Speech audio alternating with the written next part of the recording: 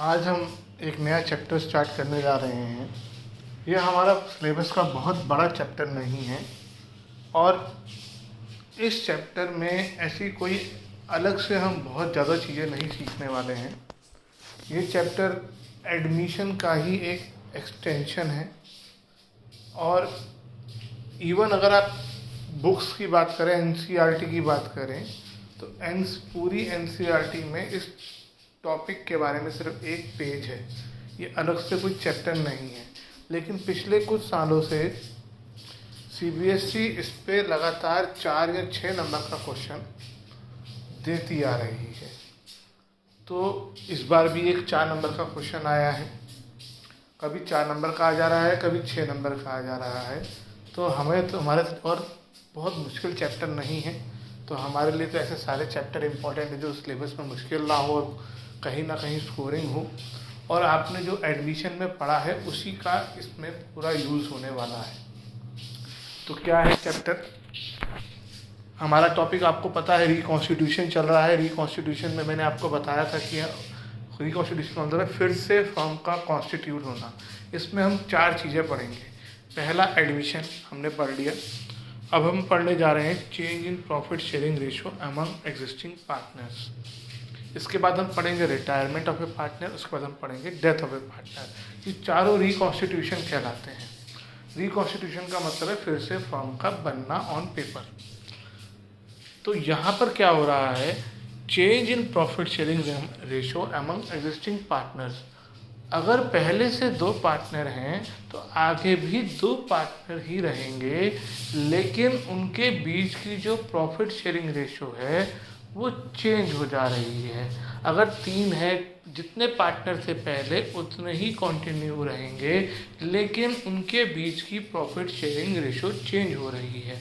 अगर 2 पार्टनर हैं तो इनमें से अगर प्रॉफिट शेयरिंग रेशो चेंज होगी तो किसी भी एक पार्टनर का शेयर बढ़ जाएगा और एक का कम हो जाएगा।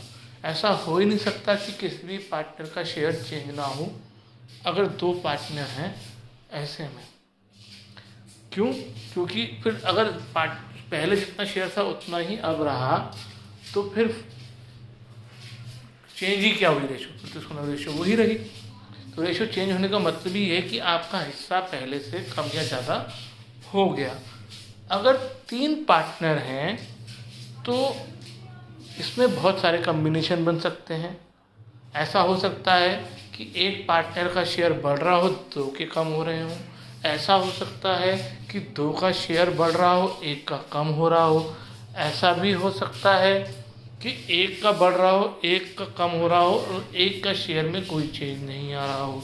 लेकिन ये नहीं हो सकता कि तीनों का शेयर बढ़ जाए और तीनों का शेयर कम हो जाए। ठीक है। अगर शेयर, हमने एडमिशन में पढ़ा था कि पार्टनर्स का शेयर कम होता है और उसे हम बोलते हैं सेक्रीफाइस। ठीक है, जितना शेयर कम हो रहा हो, और जितना शेयर बढ़ रहा होता है पार्टनर का उसे बोलते हैं हम गेन।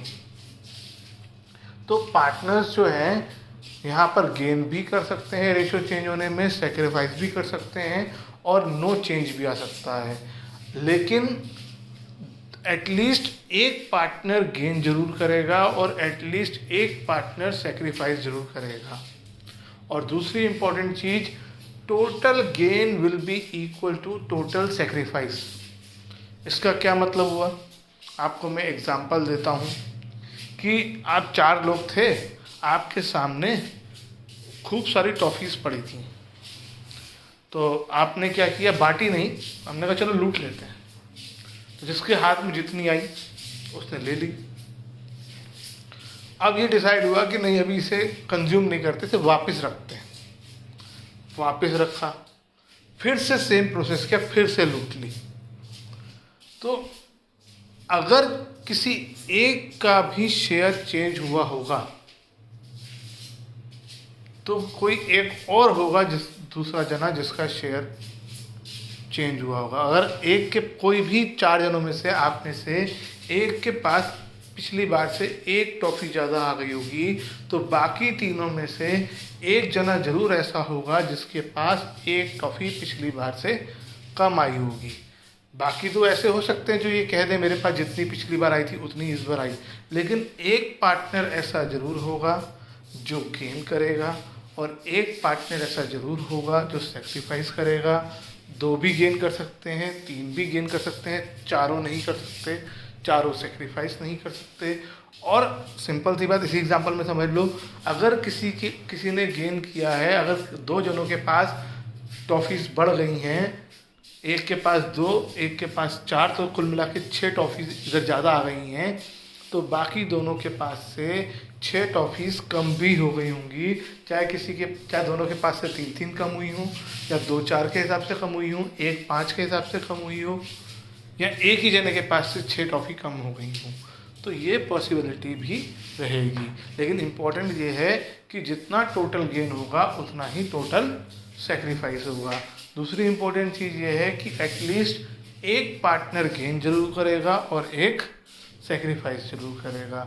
बाकी पार्टनर्स कुछ भी करते रहें, चाहे उनको गेन करें, सेक्रीफाइस करें या नो चेंज हो, लेकिन एटलीस्ट एक पार्टनर गेन जरूर करेगा और एक पार्टनर सेक्रीफाइस जरूर करेगा।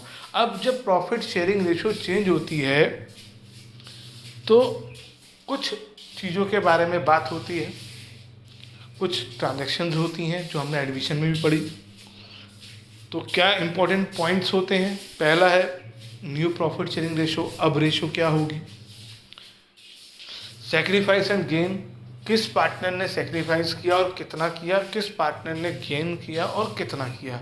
यहाँ पर हम सेक्रीफाइसिंग रेशो की बात नहीं करेंगे, क्योंकि यहाँ पर एक जना सेक्रीफाइस कर रहा है तो दूसरा गेन भी कर रहा है। हम एडमिशन में सेक्रीफाइसिंग रेशो इसलिए बोलते थे क्योंकि वहाँ पे जनरली ओल्ड पार्टनर्स हमेशा सेक्रीफाइस ही करते थे।